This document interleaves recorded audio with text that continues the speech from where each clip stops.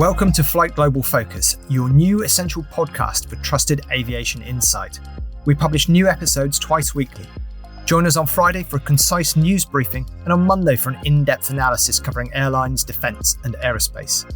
I'm Dominic Perry, FlightGlobal's aerospace editor in London, and today we're discussing the state of Boeing's long-delayed 777-9 programme. Joining me, as ever, are FlightGlobal Aerospace Managing Editor Jon Hemmerdinger in the USA and FlightGlobal Aerospace and Air Transport Editor David Kaminski-Morrow in London. Hello, Dom. Back when Airbus was struggling to develop its A380, Boeing's then Chief of Marketing, Randy Basler, sent a note of sympathy saying big airplanes are hard. Such was true for Boeing's 787 and 747-8. And for Airbus's A350, and, surprise, surprise, this is true also for the US airframer's latest wide-body development program, the 777X. This November, it will be 12 years since Boeing launched the development at the Dubai Air Show, an occasion marked by big order numbers from the region's three big carriers, Emirates, Etihad and Qatar. At that point, deliveries were expected to start in 2020, a date that slipped and slipped and slipped again, eventually settling at 2026. Or at least that was what we thought. But on 11 September, Boeing Chief Executive Kelly Ortberg hinted that the certification program is running behind schedule yet again. But before we get into that, let's rewind a little to the launch in Dubai in 2013. David, you were there at the time, I think. Mind you, it's so long ago now, I'm not sure how much you remember. Yeah, I was there, Dom. It was so long ago that I can barely remember it, despite all the spectacle at the time. But if you were among the press pack at the Dubai show in 2013, then the launch of the 777X was the big story. I think it was about 6 prime ministers ago, and quite a lot's happened since. But it was a landmark occasion. Emirates and Qatar Airways, they were the big spenders in the Gulf, the big rivals in the Gulf, and they held a joint press conference where they ordered 200 777Xs between them. And they were just 2 of the 4 launch customers on day one of the air show, alongside Etihad Airways and Lufthansa. So it was never going to be a subtle or understated event. Boeing claimed at the time that it was the biggest launch in commercial jetliner history.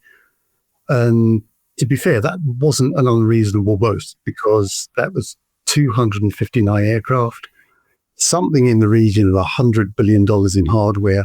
And even today, those are still huge numbers. What was the market like back then? Again, it's so long ago, I've forgotten what was actually being built, but presumably the A380 and 747 was still in production? Well, yeah. I mean, Boeing made a big deal of the 777X, and they had a good reason, because the 777 was a best-selling model. There aren't many wide bodies that have reached over 1,000 deliveries. The 747 has, the 767, the A330, and Boeing saw a larger, modernized version of the 777 as the ideal response to the Airbus A350, particularly because the A350-1000 was going to provide the first direct challenge to the 777-300ER, which up to then had pretty much been untouched. And along with countering the threat of the A350, the 777X was going to serve as a capacity bridge between 787, which was still fairly new at the time, and the 747, which had been going since the sort of end of the 60s, early 1970s. Although the market for very high capacity aircraft wasn't really going anywhere. There'd been a relatively modest Korean air order for the 747-8s earlier in 2013, and there was nothing for the A380 until the Dubai Air Show, when Emirates really came to the rescue of that program with an order for 50, and that was one of the other big stories of the show. So there was a lot riding on the 777X. This was effectively destined not just to step in as a replacement for the very popular 300ER, but to be Boeing's successor to the 747, becoming Boeing's new flagship, if you like. It feels like the 777X is a relatively simple solution to Boeing's problem, rather than it being an all-new aircraft. They've gone for it's not quite a re-engining. Obviously, the folding wingtips are new and there's other new features, but it seems a relatively safe bet, yet still the delays. Yeah, well, it's a bit like the old adage about if it ain't broke, don't fix it. And Boeing wanted the 777X to be evolutionary rather than revolutionary. It wanted to keep surfing the 777's wave of popularity. So it wanted to kind of give it a good makeover without changing the fundamentals that made the aeroplane popular. But 777X, it incorporates nevertheless substantial changes. The GE9X engines are new, obviously. The cockpit avionics have been modernized to bring it closer to the 787. The construction extends the use of composites. The wings of the 777X are composite. But as you pointed out, the most striking change is the introduction of folding wingtips, and that allows the wingspan to increase during flight, but at the same time enable the 777X to meet airport parking gate restrictions. And we've not seen that on a commercial airliner before. Yeah, here we are. It's been multiply delayed. Is this a problem with the development program, or the design of the aircraft, or I suppose a confluence of factors given Boeing's recent history? Yeah, it's a bit of a perfect storm, really. And as you say, it's come from various elements. So the 777X was originally intended to enter service in 2020, but as you and I well know, that was just before the pandemic, which has obviously had an impact on the schedules. But probably more importantly, just before 2020 came the two fatal accidents involving the 737 MAX. And it's hard to overstate the impact that that's had on the 777X program, because 737 MAX was certified with this flight control system, MCAS, that was vulnerable because it didn't have sufficient redundancy, and it had been developed on certain assumptions, particularly regarding how pilots would react to it. And those assumptions turned out to be wrong.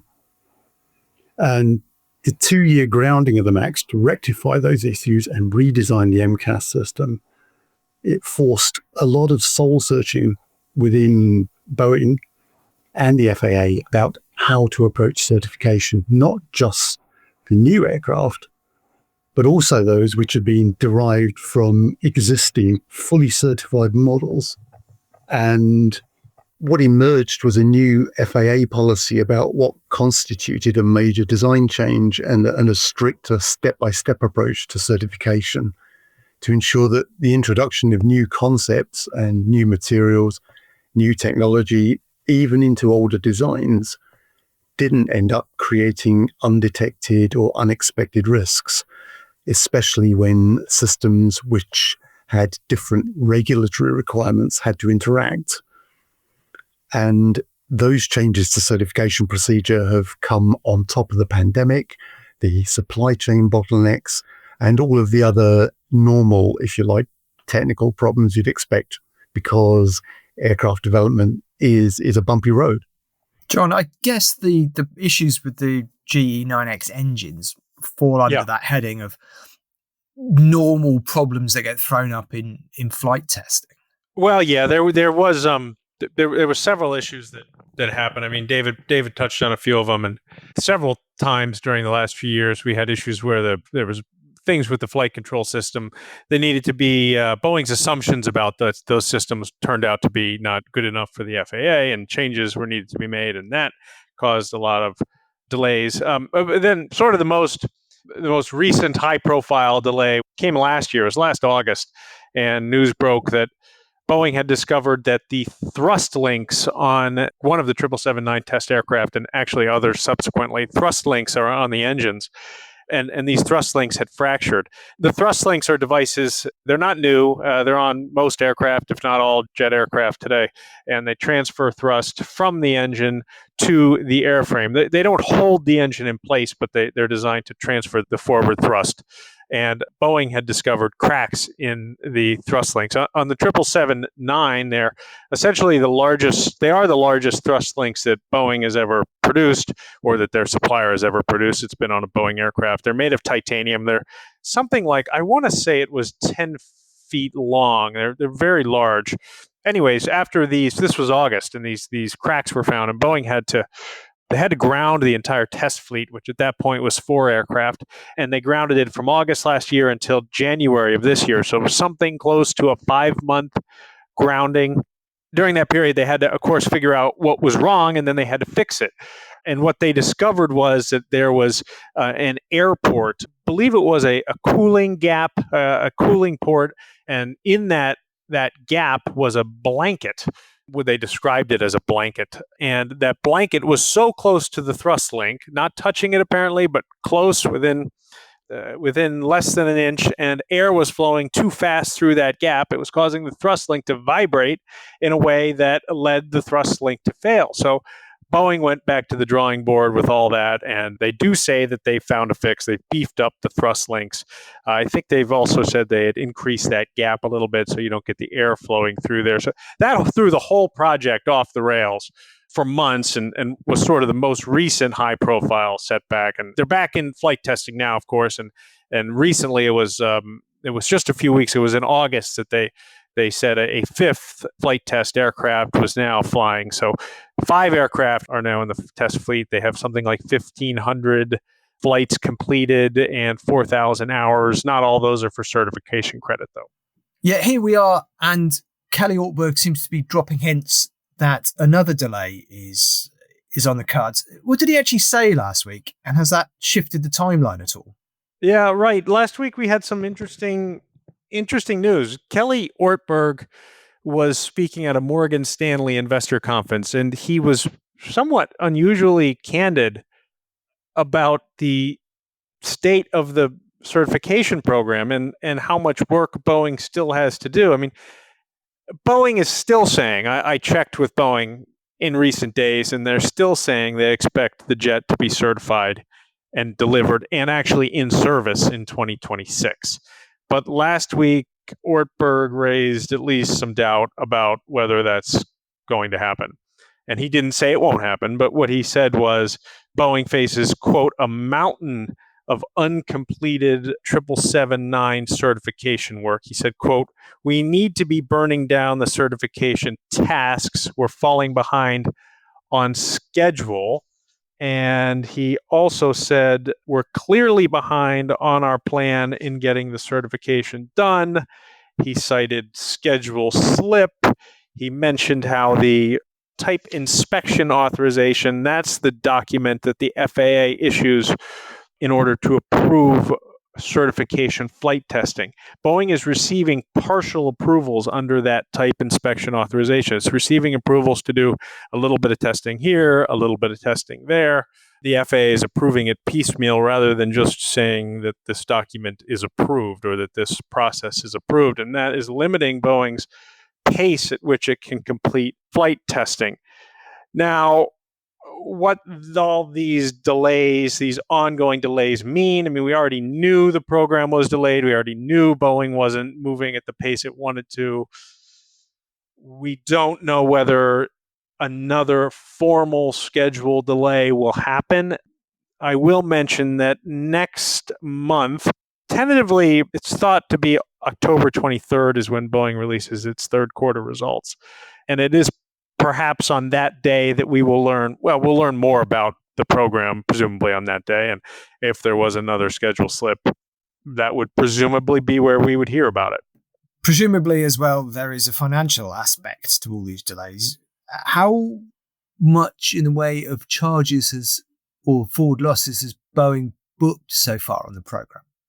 Yeah, Dom, the 777X has been troubling financially for Boeing so far. Just last year, they had to take $3.5 billion in forward losses against the program. So they're not expecting the 777X program to make money, at least anytime soon.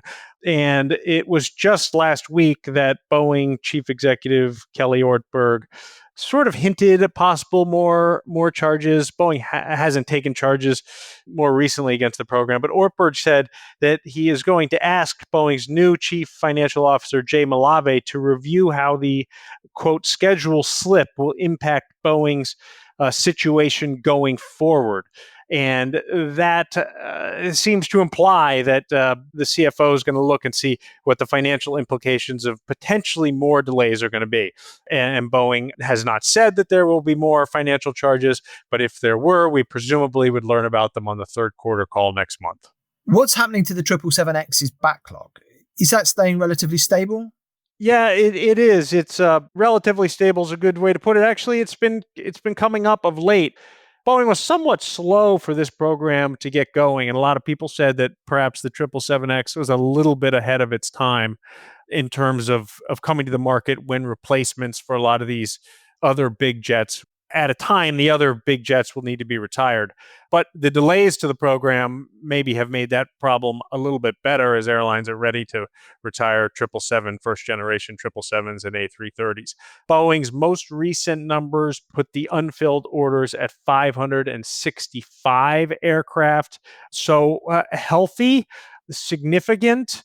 And the top customers are Emirates with 205 jets. You have Qatar, they have 124 orders. You have Lufthansa actually with 27 orders, and Lufthansa is said to be the launch customer of the 777-9. I hedge that because that title has seemingly gone back and forth between Lufthansa and Emirates several times in recent years, but it was more recently that Boeing CFO said that Lufthansa was on deck to get the first of them. So Lufthansa is certainly hoping for them next year. Boeing keeps tripping over these issues with certification. It's had problems with the 737 MAX as well. Is this an internal problem or an FAA problem, or is there somewhere between the two? And what is Boeing doing about that? On one hand, everything depends upon the FAA. So Boeing will always say, well, we're deferring to the FAA. It's going to move at the FAA's pace. And all that is, of course, true. Whether it's Boeing's problem or Boeing's ultimately at fault is another question. I mean, the FAA stepped up inspections so significantly because of all the problems with the 737 MAX. And the FAA was essentially given no choice but to be much more careful about what they approve. And in truth, the FAA seems to have not examined the 737 MAX as closely as it should. So it's probably a mixture between the FAA trying to make sure that they don't sign off on anything that's going to be a problem, and Boeing having put through products in the past that maybe shouldn't have been cleared by the regulator. Now, where this leads Boeing in the future is another question, because Boeing needs to develop its next jet. And at the pace of certification right now, it's hard to imagine that Boeing or any manufacturer developing a completely clean sheet aircraft could keep a schedule anywhere close to how quickly these programs used to be developed and brought to market. I mean, something like 7 years in the past might have been possible. That's proving not to be the case. So when you look at Boeing's future development, you get a question of, how is Boeing going to bring its next jet to market and not be significantly delayed? We don't know the answer to that question, but it was last week Kelly Ortberg addressed that issue. And he said, and this is a quote, he said, "We've got to work with the FAA in swinging the pendulum back and making a process that will work. I can't imagine that we will do a new airplane without having that process refined." He said, "That's where I'm going to start spending more of my energy." So that seems to be an opening of Ortberg and Boeing saying, we are going to work with the FAA to put together a process that will work for both of us for the next aircraft. So we'll see where that goes. As you say, we'll see how this pans out. Well, thanks, Jon and David. Thank you for joining me on this week's episode of FlightGlobal Focus. It's a pleasure, Dom. Excellent. Thanks, Tom. FlightGlobal Focus is a production of FlightGlobal with audio editing by Lucy Johnson. If you have any questions, comments or suggestions, or for commercial opportunities, please email podcast@flightglobal.com. And more information can be found in the show notes. Listen, rate, review, and subscribe wherever you get your podcasts.